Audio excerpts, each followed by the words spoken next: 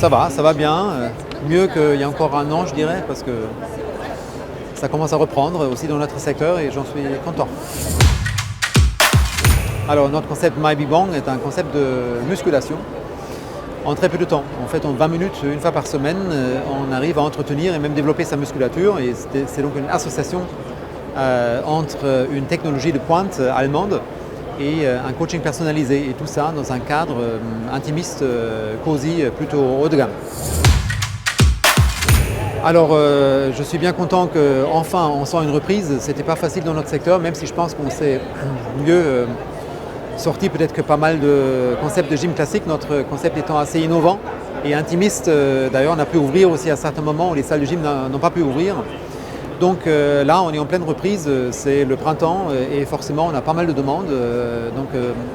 Vraiment de nouveaux clients aussi, des clients qui reviennent même au bout d'un an ou 2 ans, ils ne sont pas revenus. Donc là, enfin, ils reviennent. Et d'un point de vue franchise, pareil, je suis assez content parce qu'on a, malgré la crise Covid, pu maintenir une activité assez importante. On a ouvert même des centres pendant la crise Covid et on a plusieurs ouvertures de ces 6 derniers mois et à venir aussi cette année.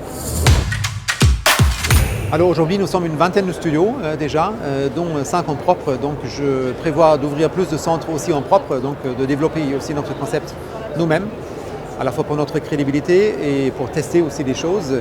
Et bien sûr, au niveau de la franchise, je prévois cette année signer une dizaine de contrats de réservation et une dizaine de contrats de franchise. Et c'est un rythme que j'aimerais maintenir sur les années à venir.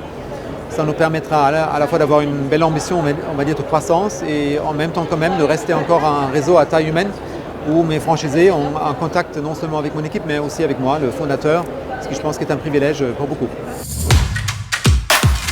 Alors des difficultés, il y en a plein. Il ne faut pas en voir trop, sinon il ne faut pas entreprendre.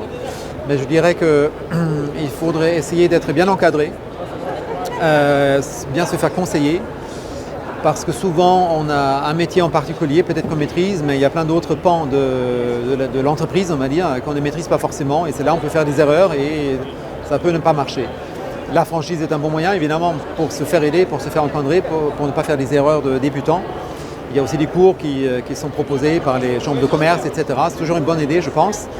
Et le deuxième conseil que je donne, c'est de ne pas être isolé. C'est-à-dire quand on entreprend seul, soit on va dans un club qui aide à la création, ou pareil, la franchise là aussi est intéressante parce qu'en fait le franchiseur, lui, il vous aide de sortir un peu de cette isolation. Vous êtes dans un réseau, vous pouvez parler avec les autres membres, c'est extrêmement motivant et enrichissant, on apprend l'un de l'autre et quand on a un coup de mou, ça permet de passer au truc.